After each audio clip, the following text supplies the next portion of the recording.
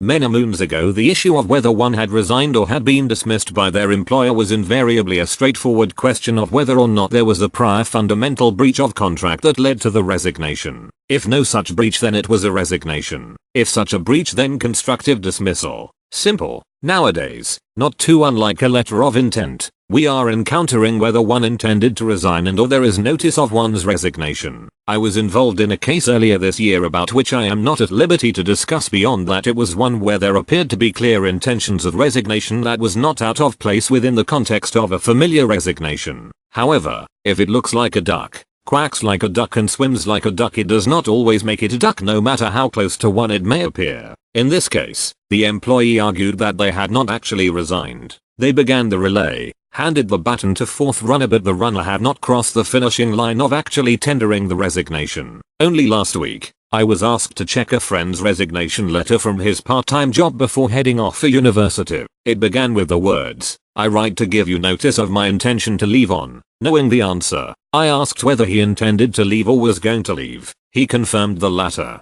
However, I could see how the former could cause some confusion if the intention had not materialized. For example, a change of mind or the intention to leave for university was based on a conditional offer where the condition had not been met. This brings me neatly onto the recent TAT decision in East Kent Hospitals University NHS Foundation Trust v Levy UKED/0232/17/LA. See Dallas legal case note. Ultimately, in deciding whether a former employee resigned or was dismissed by their former employer, the basic aim, although by no means necessarily easy, is to determine who really ended the contract of employment. Martin v. Glenard Distribution Limited 1983, ICR 511. Put simply, if it was the former employee, he resigned. If, on the other hand, it was the former employer, the former employee was dismissed, even if a resignation was in response to an acceptance of the employer's fundamental breach of contract. In Levy, the claimant worked in one of her employer's departments, Department A. It is fair to say that she was somewhat unhappy and applied for a transfer to another of the employer's departments,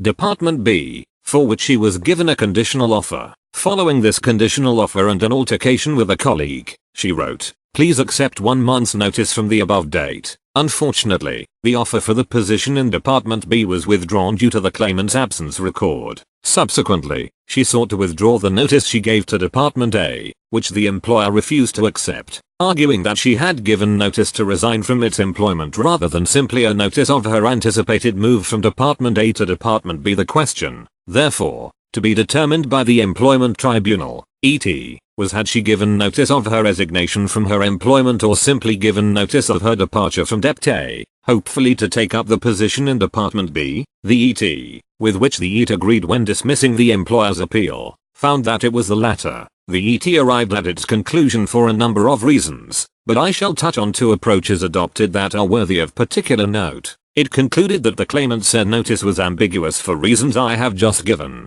The letter does not identify the subject in respect of which notice is being given. It might be her role in the Department A, that is notice of an intended transfer of department, or notice of termination of her employment relationship with the employer. However, the ET concluded that even if the notice was clear and unambiguous, the context in which it had been used gave rise to special circumstances so as to require the words to be construed in that context. It therefore decided that the approach to be adopted would be an objective test for the construction of the words used by the claimant, having regard to all the circumstances of the case. In adopting that approach, the ET made plain that it had deliberately sought to avoid reference to the evidence regarding the claimant's and the employer's subjective views as to what was meant or intended by any particular words, acts or omissions. When viewed in this objective light, it was plain to the ET and DAT that the reasonable recipient of the claimant's letter notice would have understood her to be giving notice to Department A due to her intended move to Department B and not notice of her resignation from her employment with the employer.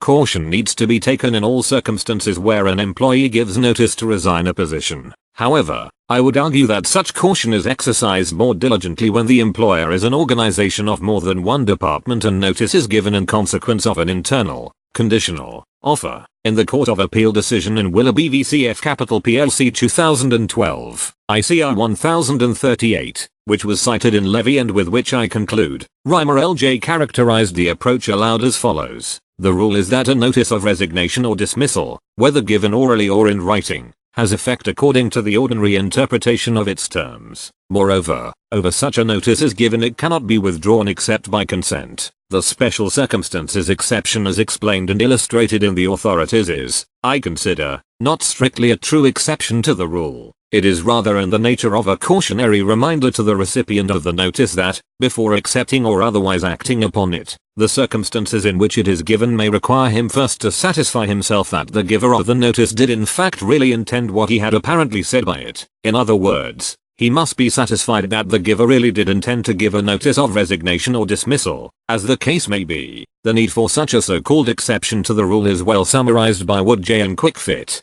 GB Limited v. Linehan, 1992, ICR 183, 191, and, as the cases show, such need will almost invariably arise in cases in which the purported notice has been given orally in the heat of the moment by words that may quickly be regretted. Ryan Clement is a practicing barrister, specializing in, amongst other things, employment law.